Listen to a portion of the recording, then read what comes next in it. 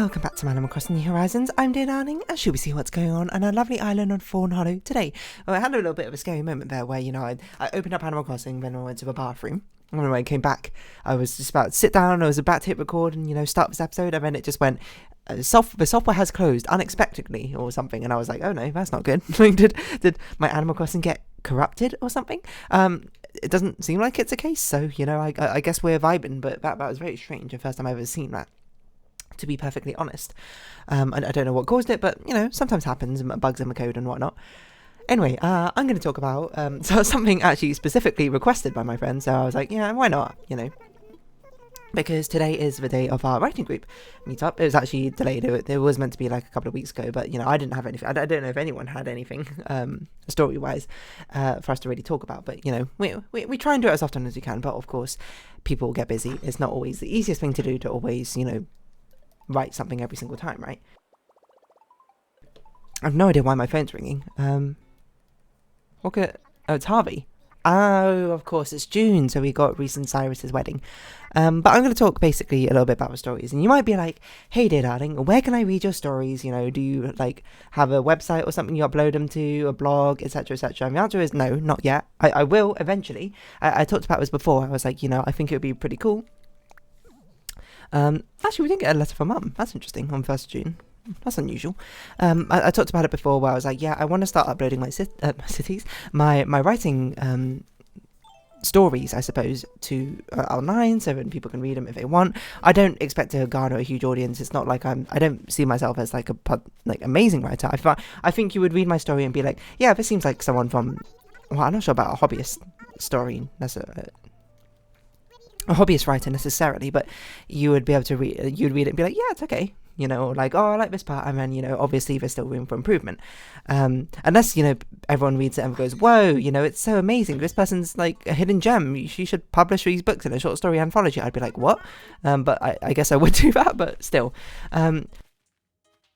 Let's set realistic expectations where it's just like an avenue so people, can read my stories whether they know me or they don't.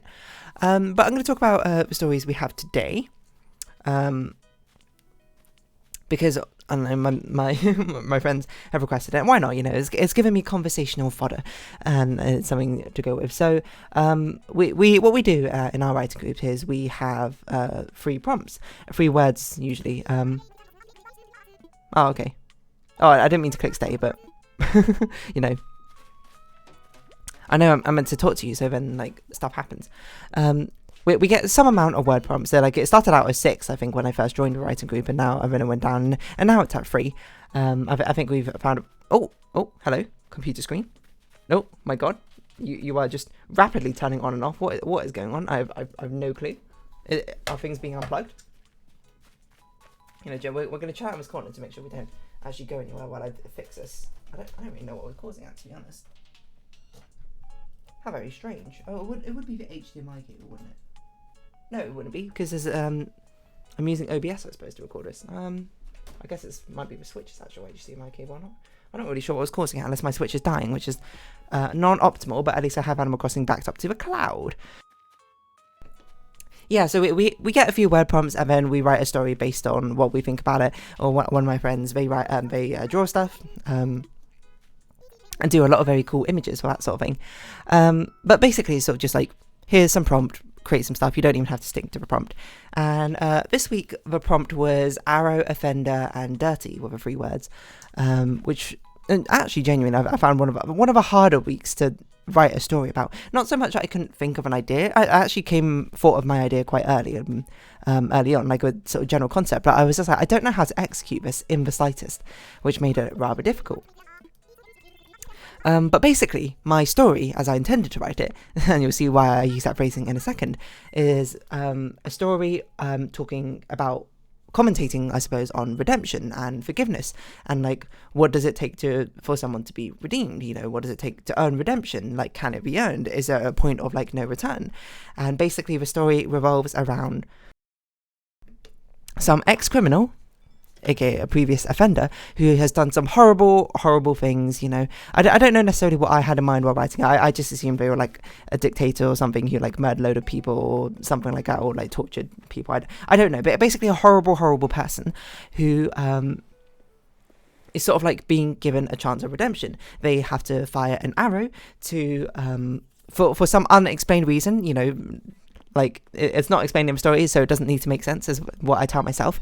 He needs to find an arrow to be able to, like save the world somehow. And it's a conversation between the criminal and a knight who basically completely disapproves of it. And it's basically just, it's from the perspective of a criminal, but the knight just telling them, hey, you don't deserve this redemption. Like, it's not fair, the fact that you have done all these horrible things in the past, and yet you will be remembered as a hero and go down in history for it, for saving the world, because you're the only one who can. But, it's not, and I just want you to know that I will never forgive you, even for saving, everyone's lives and that sort of thing. Oh, no, and I don't want to do recent Cyrus's thing, I'm going to be honest. So we're not going to. Sorry, we've done it like 3 years in a row. We don't need to do it again. And that's basically the general idea. And then it's despite the fact that everyone, the other night being representative of everyone else's opinions, hating on this person and believing they're still evil, hating their previous actions, the criminal still doing the right thing and saving the world, because that is what redemption and forgiveness is to them. It's not the external redemption and validation that they receive, but the intrinsic one, that despite everyone saying you shouldn't, despite everyone saying you can't, despite everyone not believing in you, you still do it anyway. Can I just leave? I don't. Can I just like not do this? Oh my god. I'm not sure what happens if we just take a picture and just like tell her, because she'll probably be like, oh, it looks fine, or something like that. If she's a bit sassy with it, then fair enough. You don't need anniversary photos, I think, every single year. Can we just leave? Oh, we can just leave. Bye, I guess. You have to do your own thing. I should have clicked like no as an option, but no wasn't an option. Yeah, so that's what I intended the story to be, commentary and redemption and forgiveness, and them being, it's ambiguous what this criminal has done, because I didn't want you to have preconceived notions, because if I was like, oh, this person was a tyrant, or this person, like, murdered people, or this person, embezzled things and ruined people's lives and livelihood, you are going to get your own, like, built-up idea of this person, and then you're going to cast your own aspersions on whether they are, like, redeemed or not from the get-go, which is not what I wanted in the story. I think it's something that you should just think about for yourself. Like, by the end of the story, it's still ambiguous. Are they someone who was worthy of redemption or not? And that's for you to decide, because you can think to yourself, be like, oh yeah, what would I say that would be worthy, like that would be a worthy enough redemption? Maybe you'd be like, oh, if they murdered like a few people, maybe because they were, had a tough childhood or something, I'd be like, yeah, that would be worthy of redemption or something. But maybe if they were like a ruthless dictator who knew what they were doing and was malicious for the sake of it, no, that's not worthy of redemption. That's up to you. That's the point of it. At least that was the intention of my story. But the interesting thing which occurred, which, and I wish, you could have been there, I suppose, for it, because it was actually quite surprising, was the fact my story actually got interpreted quite a different way by two of the people in the writing group. Not in a way I intended it, but it's, as, we discussed it and read after reading through it again afterwards, I was like, yeah, this is a completely valid way of interpreting the story. I would say it's not 100%, I did not intend for it, but it works. It's a valid interpretation. But basically, the conversation between the knight and the criminal can read as the criminal being someone who is lauded, kind of like, by society, and is, making a great sacrifice to save the world, but the knight is someone who's basically confronting them in the final moments before it actually happens, being like, I know what you did. I'm telling you, you can stop this. You can still change history. You can still be the good person in the end. You don't have to do this. And then the criminal just still going, no, I'm going to continue. I still continue onwards. I mean, the entire story is called An Arrow Continues Onward, which in my mind was meant to be, the idea of like seeking redemption is continuously doing a good thing despite what everyone, even if others don't believe it or even don't forgive you for it.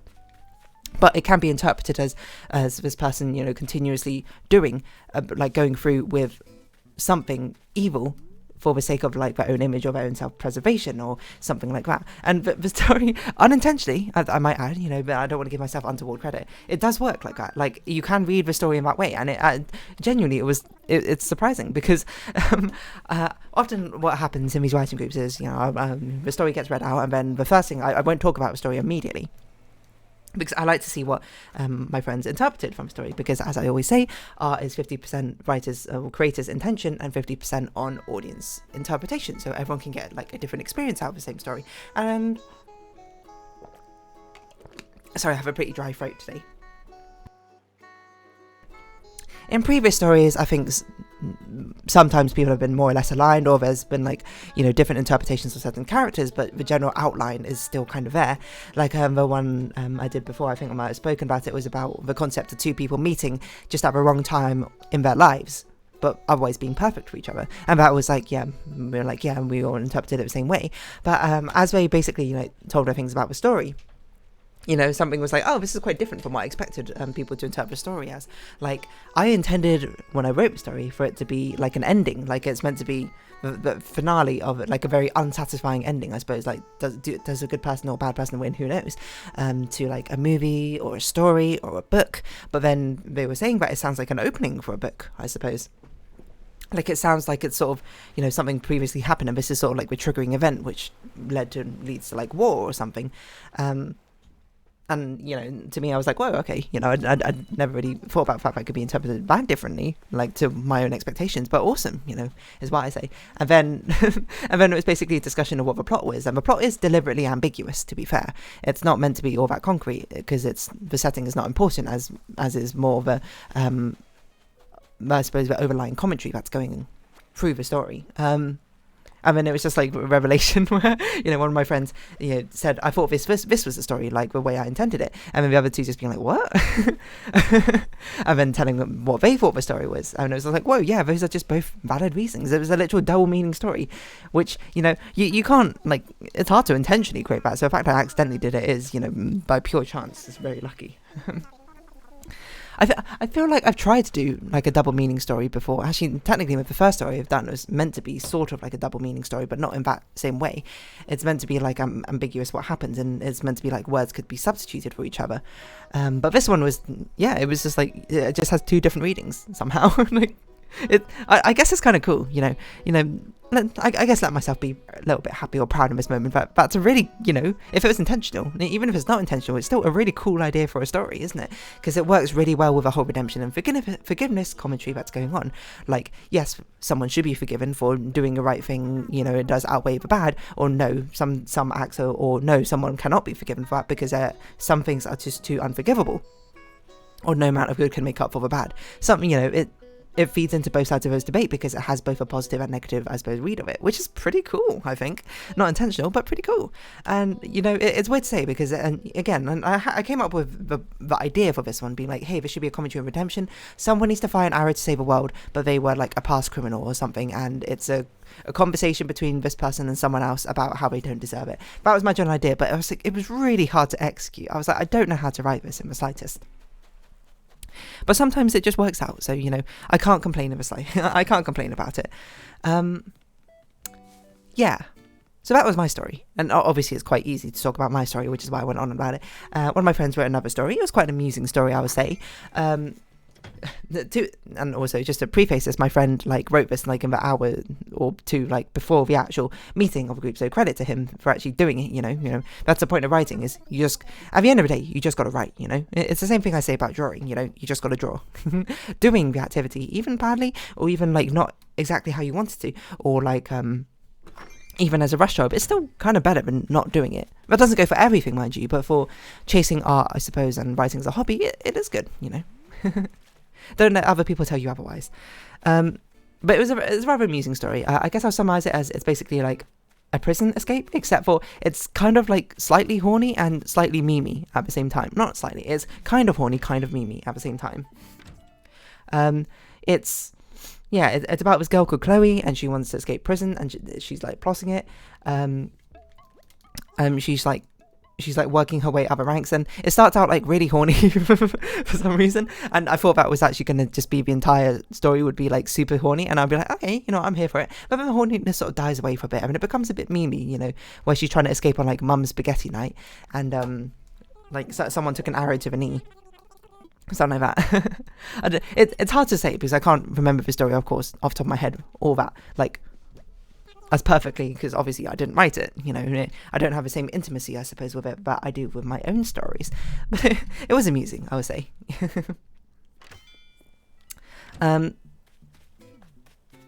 And yeah, it's a sort of story where, like, the core concept is a cool idea, you know. Prison escape is always pretty fun, and I think it's a cool idea. Like, to me, it sort of sounded more like a, you know, like a cheesy buddy cop sort of comedy movie, but at least that's how I read it. You know, not everyone necessarily interprets it the same way, as I said before, but it's like it's got a cheesiness, it's got a little bit of horniness, you know.